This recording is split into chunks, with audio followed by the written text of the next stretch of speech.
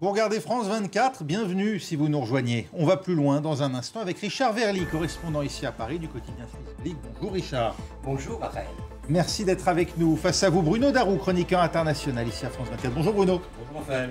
Mais d'abord, ce qu'il faut retenir de l'info dans le monde ce mardi 2 avril, c'est l'essentiel de l'actualité avec au sommaire un moment critique pour l'Ukraine. D'après Anthony Blinken, il est essentiel de fournir des armes aux Ukrainiens. Le secrétaire d'État américain appelle l'Europe à accélérer ses livraisons depuis Paris où il rencontre en ce moment même Emmanuel Macron. Washington qui exhorte aussi Israël à mener une enquête rapide, approfondie et impartiale sur la frappe qui a tué 7 humanitaires d'une ONG américaine à Gaza. Berlin demande des explications, Londres convoque l'ambassadeur israélien. Benjamin Netanyahou lui parle d'une frappe non intentionnelle. Et puis Bassirou Diomaye Faye, investi président du Sénégal, le plus jeune depuis l'indépendance. Il promet souveraineté et un changement systémique aux Sénégalais qui l'ont largement élu dès le premier tour. C'est l'essentiel sur France 24.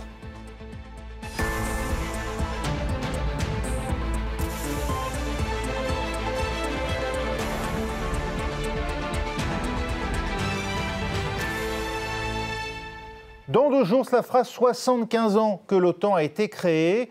Pour commémorer l'événement, des cérémonies ont lieu demain, mercredi et jeudi à Bruxelles.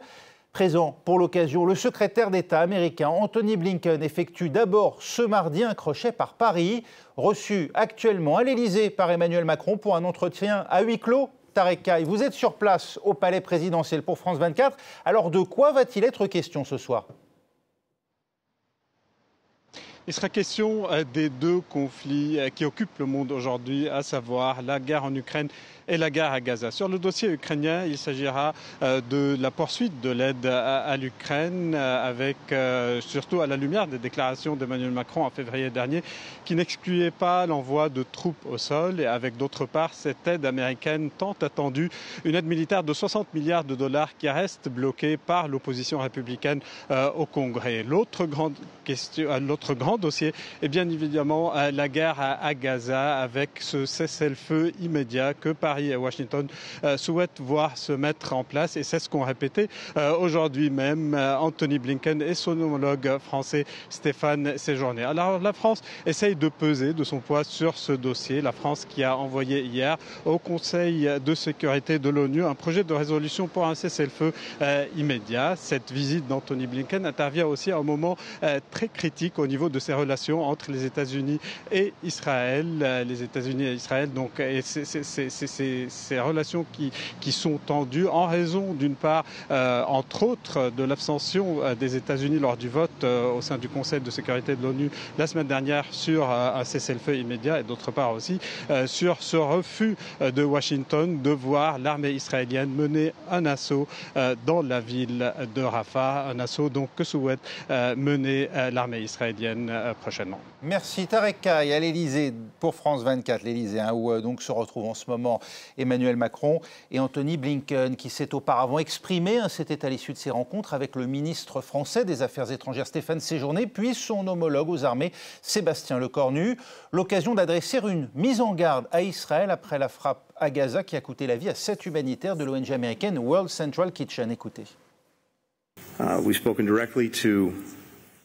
Nous nous sommes adressés directement au gouvernement israélien au sujet de cet incident particulier.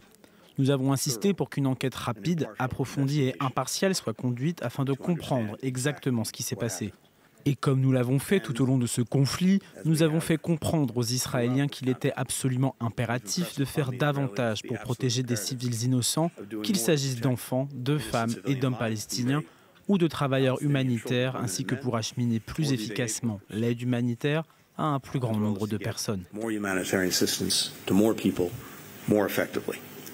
Alors voilà pour la réaction d'Anthony Blinken à chaud depuis Paris. Et puis là, à l'instant, c'est la Maison-Blanche qui s'exprime par la voix de la porte-parole Karine Jean-Pierre. Elle se dit indignée après la mort d'humanitaires à Gaza. Réaction donc beaucoup plus ferme, parce que c'est vrai, à entendre Anthony Blinken, c'est un peu le service minimum, Richard Verly. Beaucoup plus ferme, mais il n'y a toujours pas le mot condamnation, sauf erreur. Or, clairement, c'était une voiture humanitaire, apparemment tout à fait présenté comme tel, visible, oui. identifiable. Le parcours avait été indiqué aux autorités israéliennes. Donc le fait que les États-Unis ne condamnent pas, mais se disent soient indignés et fassent pression, en tout cas selon Anthony Blinken, auprès du gouvernement israélien, ça prouve quand même encore une fois que pour l'instant, c'est Netanyahou qui tient le manche, si je peux me permettre. Bruno Darou, il y a quand même une montée en grade des réactions, l'indignation. On n'avait pas eu ça jusqu'à présent de la part des États-Unis envers Israël. Oui, alors, mais moi je suis assez d'accord avec Richard, il y a de l'indignation, mais il n'y a pas véritablement de condamnation. Alors il y a eu aussi, ce qui n'arrive pas, quand ce sont des civils gazaouis qui sont tués, c'est tous les jours depuis presque 6 mois maintenant, il y a eu quand même une forme, non pas d'excuse de la part de Benjamin Netanyahou, mais il a parlé d'une opération évidemment totalement non voulue, d'une forme d'erreur. Il s'est exprimé quand même sur cet incident. Donc, effectivement, indignation aux États-Unis, pas qu'aux États-Unis aussi, puisque il y avait aussi des Australiens, des Britanniques qui faisaient partie de l'équipe humanitaire qui a été visée. Après, on notera peut-être que les chancelleries occidentales s'indignent beaucoup plus fort et beaucoup plus rapidement dès qu'il s'agit, et c'est bien normal de s'indigner, de la mort de civils, de leurs ressortissants, que des morts civils, même si Gazaoui, même si vous avez noté que dans son intervention, Anthony Blinken, lui, a essayé de mettre les deux sur le même plan. Oui, en disant qu'il faut effectivement aussi laisser passer les convois humanitaires. Alors Benjamin Netanyahou, vous l'avez dit, a fini lui-même par regretter une frappe israélienne, je cite, non intentionnelle. 7 membres de cette ONG américaine, World Central Kitchen, donc, sont morts. Les États-Unis, vous venez de l'entendre, mais aussi l'Australie, l'Espagne et la Pologne, d'où étaient originaires ces humanitaires, demandent à Israël des explications. Noémie Roche. À Rafah, ces Palestiniens disent adieu à l'un des travailleurs humanitaires tués dans la frappe israélienne contre un convoi de l'ONG World Central Kitchen. Une frappe non intentionnelle selon le Premier ministre israélien. Mais l'ONG américaine dénonce une attaque ciblée, tout comme l'Organisation mondiale de la santé. Il s'agissait d'une mission coordonnée qui était neutre, c'est-à-dire que les deux parties s'étaient mises d'accord. La voiture était bien identifiée. Il était clair qu'il s'agissait de celle de World Central Kitchen. L'Australie, dont cette ressortissante ici à droite a été tuée, dénonce un événement complètement inacceptable. La Chine se dit choquée. L'Espagne condamne une attaque brutale et exige des explications, tout comme Varsovie et Londres, qui ont également perdu des ressortissants. Nous sommes choqués et attristés d'apprendre la mort des travailleurs humanitaires. Nous demandons à Israël d'enquêter de toute urgence car il y a manifestement des questions auxquelles il faut répondre. Une enquête urgente réclamée aussi par le chef de la diplomatie de l'Union européenne, Joseph Borrell. Israël a promis de le faire.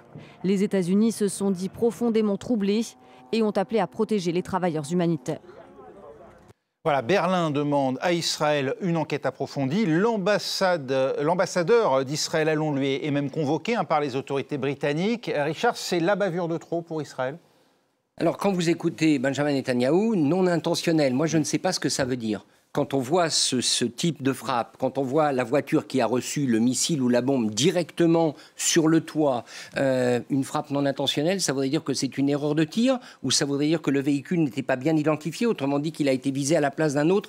J'avoue que je ne sais pas. Donc on peut parler de bavure, c'est très, très clairement le cas. Est-ce que c'est la frappe de trop ? Malheureusement, je n'en suis pas sûr, parce que pour l'instant, encore une fois, on n'en est pas à la condamnation, on n'en est pas à la mise en demeure, on en est aux pressions sur Israël. Jusqu'à maintenant, on a quand même vu que ça n'a pas eu beaucoup d'effet. Vous êtes d'accord, Bruno ? Finalement, il n'y a pas de limite aujourd'hui à l'isolement et à la condamnation par les instances internationales. Oui, alors en tout cas, ça va pas arranger l'isolement d'Israël sur la scène internationale, ça c'est clair. Après, effectivement, intentionnel, non intentionnel, effectivement, la voiture était quand même extrêmement bien ciblée, notamment sur le toit, où il y avait le logo de l'organisation. Donc, les Israéliens, c'est pas n'importe quelle armée, ils ont quand même des satellites, des façons d'observer de manière très, très précise leur cible. Donc c'est vrai que ça pose question.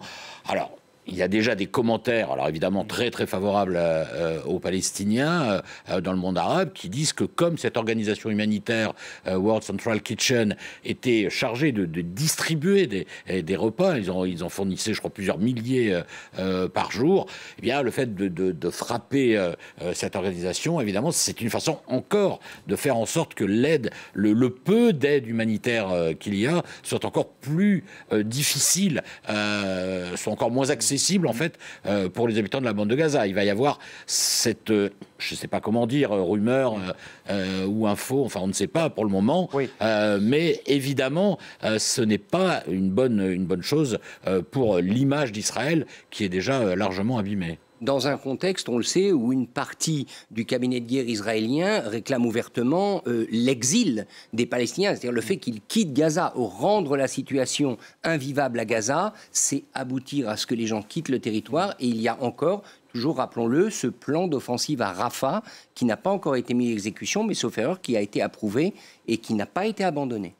Et puis il y a quand même aussi le fait de viser une organisation humanitaire, donc qui est neutre. Enfin, il y a le fameux droit de la guerre, les règles d'engagement d'une armée, d'un État démocratique, voilà, en principe de tout État d'ailleurs, qui font qu'en principe ce genre de choses ne devrait absolument pas arriver. D'où le terme, on l'imagine, de frappe non intentionnelle par Netanyahou, sinon il pourrait s'agir d'un crime de guerre. Ah bah, sinon je pense, je ne suis pas un spécialiste en droit international, mais enfin je pense que là on serait dans une forme de crime de guerre. Oui. Une frappe qui intervient dans un contexte rendu déjà très difficile par une autre frappe hier, celle-là sur le consulat iranien de Damas, qui a fait au moins 13 morts, dont 2 hauts gradés des gardiens de la révolution iranienne. Aujourd'hui, Antonio Guterres la condamne, cette frappe. Israël, là aussi, a pris un risque, alors de nature différente, mais un risque néanmoins, Richard Verlet, en s'en prenant à une représentation diplomatique. Oui, alors c'est pas du tout la même chose. Ouais. Là, la frappe contre le consulat iranien ou les locaux de l'ambassade d'Iran à Damas, c'est un acte de guerre. Ça prouve qu'Israël considère aujourd'hui que la guerre est déclarée avec l'Iran. Alors ce n'est pas une guerre qui les conduit à attaquer le territoire iranien, mais de fait, quand on arrive à ce niveau-là... Alors après, ce que j'ai lu, c'est qu'ils étaient en train de s'entretenir avec des responsables du djihad islamique. Donc il y a quand même un lien avec Gaza, évidemment. Mais très clairement, c'est prendre le risque d'une escalade, à nouveau de riposte peut-être du Hezbollah, qui est le bras armé de l'Iran. C'est autrement dit sûrement pas la voie vers l'accalmie des hostilités dans la bande de Gaza. Acte de guerre déclaré, Bruno Darroux ? Acte de guerre déclaré, oui, d'une certaine manière. Après, bon, on peut considérer que effectivement le territoire, le périmètre d'une ambassade, en l'occurrence iranienne en Syrie, c'est un territoire iranien. Alors certes, c'est pas une attaque contre l'Iran lui-même en tant que pays, mais enfin, c'est le territoire iranien. Alors les Israéliens disent, on le voit d'ailleurs sur l'image, qu'ils n'ont pas touché l'ambassade elle-même, mais les bâtiments à côté, qui abritaient notamment, je crois, le consulat. Les Israéliens disent, on n'a pas visé l'ambassade. Bon, après, on rentre dans une discussion un peu sémantique et rhétorique, mais enfin, clairement, les Israéliens se sont dit... Oui. Alors après, de leur point de vue, ils avaient sans doute de très bonnes informations pour savoir qui était là parmi les hauts gradés des gardiens de la révolution iranienne, et ils se sont dit que, en fait, le risque, il fallait le prendre. Il fallait le prendre vu la... si vous me passez l'expression, la qualité des cibles ennemies qu'on pouvait atteindre. Mais là aussi, vous voyez, la succession des événements, même s'ils sont de nature très différente, là aussi, ça ne contribue pas à améliorer l'image d'Israël sur la scène internationale. Et puis aussi, ça entretient le soupçon que ce gouvernement israélien a la volonté de faire en sorte que, ce conflit dure et même déborde peut-être un peu hors de Gaza, ce qui est un jeu... À des fins politiques. À des fins politiques, notamment et personnel pour Benyamin Netanyahou, ce qui est un jeu évidemment extrêmement dangereux. Autre sujet brûlant à l'agenda d'Anthony Blinken, l'aide à l'Ukraine, alors que 61 milliards de dollars d'aide américaine sont toujours bloqués au Congrès dans l'attente d'un vote des Républicains, majoritaire à la Chambre. Le secrétaire d'État américain exhorte les Européens à livrer des armes dans les plus brefs délais. Écoutez. Nous sommes à un moment critique où il est absolument essentiel de fournir aux Ukrainiens ce dont ils continuent à avoir besoin pour se défendre, en particulier en ce qui concerne les munitions et les défenses aériennes. Il s'agit donc d'un défi à court terme que nous nous efforçons de relever ensemble. C'est une autre raison pour laquelle la demande de budget supplémentaire que le président Biden a adressée au Congrès doit être satisfaite le plus rapidement possible. On en a besoin tout de suite, urgemment. Vous comprenez ces propos comme une pression sur les alliés européens pour suppléer finalement aujourd'hui l'incapacité des Américains à voter une rallonge, ou au contraire une pression politique destinée à Washington même? Les deux, mais c'est en train de bouger à Washington. C'est quand même intéressant. Du côté de la Chambre des représentants, ça bouge. Le speaker de la Chambre des représentants est en train d'examiner un plan qui pourrait permettre à une partie de ces 60 et quelques milliards d'être débloqués. Donc je pense que le moment est vraiment intéressant et il est crucial sur le plan politique aux États-Unis, mais bien évidemment vis-à-vis des Européens et à la veille de l'anniversaire de l'OTAN et de la réunion de l'OTAN. Ce que dit Anthony Blinken, c'est: on compte sur vous, les Européens. Vous ne pouvez pas compter sur nous pour débloquer maintenant l'aide. L'Ukraine, c'est vous. Et après tout, il faut bien reconnaître qu'il a relativement raison, parce qu'en termes de proximité du conflit, on l'a souvent dit, c'est l'Europe qui est concernée. Et en termes de levier aussi, parce que vous évoquiez le plan des Républicains, de Mike Johnson, le speaker à la Chambre, il est conditionné justement ce plan au fameux gel des avoirs russes, l'utilisation de ces avoirs pour financer justement l'aide. C'est ce que suggère le chef des Républicains à la Chambre. D'une certaine manière, la balle est dans le camp des Européens aujourd'hui. C'est en Europe que sont logés l'essentiel de ces avoirs, Bruno Darroux. Oui, absolument. Il y a une forme de forte pression sur les Européens, et du côté de l'administration Biden, et du coup aussi du côté de l'opposition républicaine. Bon, après, on est en campagne électorale. Peut-être que les républicains, même s'ils sont sous forte emprise trumpiste, se disent, bon, si on arrive au pouvoir dans quelques mois et qu'on a fait en sorte que l'Ukraine soit dans une position absolument inconfortable, voire une position extrêmement difficile, et que les Russes avancent en Ukraine, ça sera quand même pas terrible pour commencer notre mandat, d'où les marchandages auxquels on assiste. Et puis peut-être ils vont dissocier le texte, ce qui était dans le texte initial, parce qu'il y avait aussi le financement du mur, l'Ukraine, voilà, il y avait le fameux mur de migration. Et là, il est question d'un pipeline, donc voilà. On est quand même encore dans des intérêts différents. Donc, ils vont peut-être arriver à se mettre d'accord, mais oui, sur la question effectivement du gel des avoirs russes, la pression est sur les Européens. Après, il faut noter d'ailleurs que officiellement, donc Anthony Blinken vient pour le 75e anniversaire de l'OTAN, donc il sera demain à Bruxelles, mais sa première et seule étape quand même, c'est Paris. Alors, on ne va pas faire cocorico, mais ça veut peut-être dire, d'ailleurs, Anthony Blinken l'a dit au cours de la journée, il a salué le leadership de la France vis-à-de l'Ukraine. Ce qui veut peut-être dire que les déclarations d'Emmanuel Macron, qu'on lui a beaucoup reproché sur le thème, rien n'est exclu, y compris peut-être l'envoi de troupes, finalement, les Américains reconnaissent à Emmanuel Macron le fait d'assumer une position ferme et d'avoir pris une forme de leadership. Après, bien sûr, la question, c'est qu'il faut que ça suive derrière, y compris l'intendance, comme disaient les prédécesseurs d'Emmanuel Macron. Exactement. Juste en un mot, Richard, vous venez d'écrire un livre sur juste l'image et la politique française à l'étranger. Le fait qu'Anthony Blinken soit à Paris ce soir, c'est un signe que la position française compte, et que notamment les propos d'Emmanuel Macron, ce qu'évoquait Bruno à l'instant sur l'envoi éventuellement à terme de troupes, ne sont pas vus de manière si saugrenue que cela par les alliés de Paris. Alors peut-être, mais il y a un paradoxe. C'est-à-dire qu'au fond, le leadership qu'Emmanuel Macron voudrait assurer, le leadership qu'il voudrait avoir, c'est le leadership européen.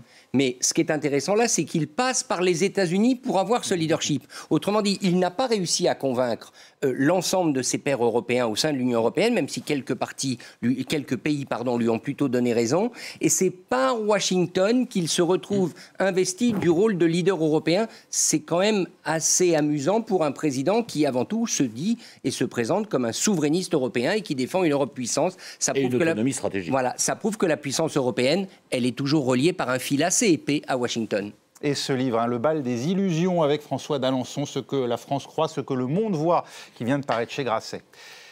Il promet, lui, souveraineté à son pays et un changement systémique. Bassirou Diomaye Faye est devenu très officiellement le 5e président de la République du Sénégal.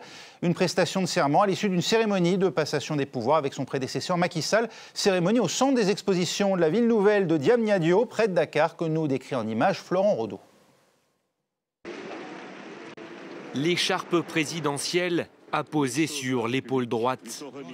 À 44 ans, Bassirou Diomaye Faye devient le plus jeune président de l'histoire du Sénégal.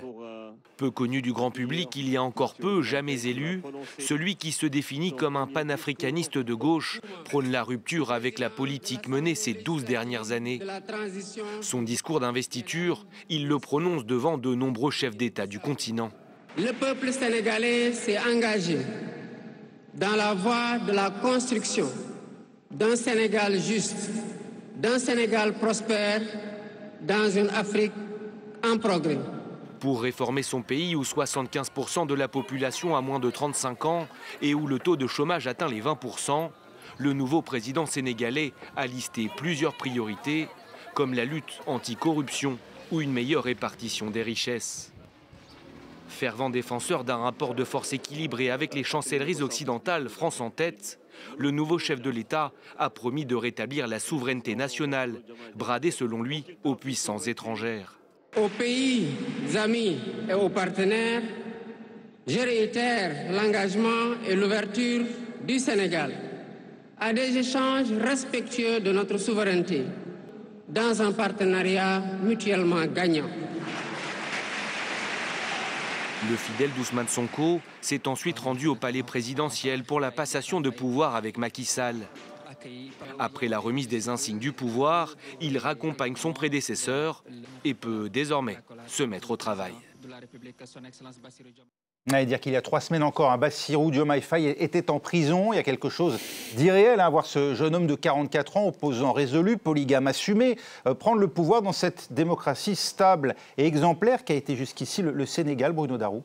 Enfin, démocratie stable, pas si stable que ça. Hein. Rappelez-vous, il y a quelques semaines, quand Macky Sall voulait reporter la date de l'élection, ce que ça a montré, au contraire, c'est que la démocratie était solidement installée, y compris parmi les citoyens sénégalais. La société civile et les partis d'opposition ont fait beaucoup de résistance. Et puis, il y a eu on peut dire même le coup d'éclat du Conseil constitutionnel, car c'est le Conseil constitutionnel, en fait, qui a désavoué le président Macky Sall. Donc, de ce point de vue, effectivement, ça reste une démocratie quand même très ancrée, mais le système n'est pas encore totalement stabilisé. Elle va le rester quand on voit aussi les listes d'invités. Il y avait quand même des représentants de régimes putschistes de la région. Hein. Oui, alors ça fait partie des questions, parce que là, l'élection, effectivement, s'est déroulée dans des conditions équitables, transparentes. Donc, Monsieur Diomaye Faye a été élu de manière tout à fait démocratique. Après, à la fois il prône d'ailleurs une réforme des institutions vers un régime, si on comprend bien, plus équilibré, moins présidentialiste, donc où il ne serait pas le seul à décider. Pouvoir, oui. La justice indépendante. Un discours assez rassembleur. Après, c'est sur le fond du programme qu'il y a quand même des questions en suspens. Et alors, ces questions, justement, Richard Verly, vous publiez d'ailleurs une tribune à ce sujet dans le journal Blick. On ne peut forcément pas s'empêcher de s'interroger quand on écoute ce programme qui n'est pas sans rappeler d'ailleurs ce que proposait Kaïs Sayed, lui aussi inconnu du grand public tunisien, en matière de lutte contre la corruption, une véritable forme d'intégrité, aussi faire table rase du système. Aujourd'hui, on a cette diarchie d'une certaine manière à la tête du Sénégal avec Bassirou Diomaye Faye et Ousmane Sonko. On évoquait d'ailleurs hier ici même avec Bruno ce qui à terme risquait de poser problème, ou en tout cas les questions que supposait cette alliance au plus haut niveau du pouvoir. Toujours est-il qu'on a vu aujourd'hui tout de même à Dakar aussi des représentants, le général Doumbouya pour ne pas le nommer, acclamé d'ailleurs, président, en tout cas chef de l'État de fait putschiste du Niger et d'autres régimes de la région. Où va pencher, vers quoi va basculer le Sénégal ? C'est évidemment difficile à dire, mais moi je retiens 2 choses. D'abord, je pense que ce qui se passe en ce moment à Dakar, ce qui s'est passé aujourd'hui est extrêmement important pour nous, ici en Europe, en France, mais globalement en Europe.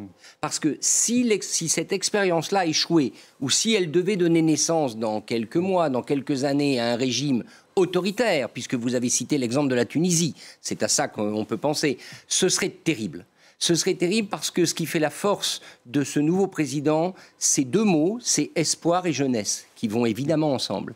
Donc si la jeunesse africaine qui s'est mobilisée, la jeunesse sénégalaise qui s'est mobilisée en masse devait être déçue, tout le monde en paiera le prix. Donc l'intérêt de tous les partenaires du Sénégal, et Emmanuel Macron l'a bien compris, je crois qu'il a parlé longuement déjà à ce président Diomaye Faye, l'intérêt de tous les partenaires, c'est que le Sénégal, ça fonctionne, et que ce président, avec ce gouvernement, ça marche et ça accouche de résultats. La difficulté, elle est évidemment économique. C'est-à-dire comment vous faites. Il y a la question de la pêche qui va être immédiatement agitée. Il y a toujours le danger quand vous arrivez avec un agenda nationaliste, ce qui est le cas, souverainiste. Très rapidement, ce qui est facile à faire, c'est d'aller prendre aux compagnies étrangères. C'est toujours comme ça qu'on fait ces régimes. Oui. Et si vous prenez aux compagnies étrangères, vous allez les dissuader d'investir. Il n'y a plus d'investisseurs. Et in fine, votre économie est en difficulté. Ça sera ça le challenge. À noter que je crois que pour l'instant, il n'a rien dit sur la base militaire française de Dakar qui poursuit son activité.